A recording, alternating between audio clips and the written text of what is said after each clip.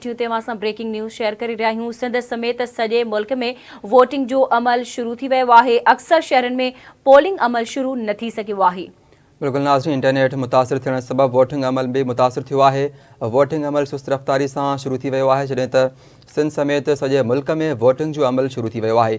अक्सर शहरनि में पोलिंग अमल शुरू न थी सघियो आहे, जॾहिं त इंटरनेट मुतासिर थियण सबबि वोटिंग अमल भी मुतासिर थियो आहे। वोटिंग अमल सुस्त रफ़्तारी सां शुरू थियो आहे। सिंध समेत सॼे मुल्क में वोटिंग जो अमल शुरू थी वियो आहे। अक्सर शहरनि में पोलिंग अमल शुरू न थी सघियो आहे। ॿिए पासे इंटरनेट मुतासिर थियण सबबि वोटिंग जो अमल भी मुतासिर थियो आहे।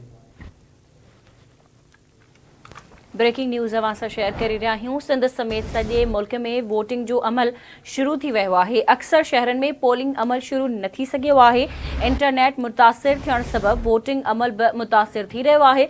वोटिंग अमल सुस्त रफ़्तारी सां शुरू थियो आहे। अहम ख़बर आहे अवां सां शेयर करे रहा हूँ। सिंध समेत सॼे मुल्क में वोटिंग जो अमल शुरू थी वियो आहे। अक्सर शहरनि में पोलिंग अमल शुरू न थी सघियो आहे। इंटरनेट मुतासिर थियण सबबि वोटिंग अमल बि मुतासिर थी रहियो आहे। वोटिंग अमल सुस्त रफ़्तारी सां शुरू थियो आहे। बिल्कुल नाज़रीन, ख़बर अवां सां शेयर कंदासीं। सिंध समेत सॼे मुल्क में वोटिंग जो अमल शुरू थी वियो आहे। अक्सर शहरनि में पोलिंग अमल शुरू न थी सघियो आहे, जॾहिं त इंटरनेट मुतासिर थियण सबबि वोटिंग अमल भी मुतासिर थियो आहे, जंहिंजे करे वोटिंग अमल सुस्त रफ़्तारी सां शुरू थियो आहे। सिंध समेत सॼे मुल्क में वोटिंग जो अमल हिन वक़्तु शुरू थी वियो आहे। अक्सर शहरनि में पोलिंग जो अमल शुरू न थी सघियो आहे। इंटरनेट मुतासिर थियण सबबि वोटिंग अमल भी मुतासिर थियो आहे, जंहिंजे करे वोटिंग अमल सुस्त रफ़्तारी सां शुरू थियो आहे।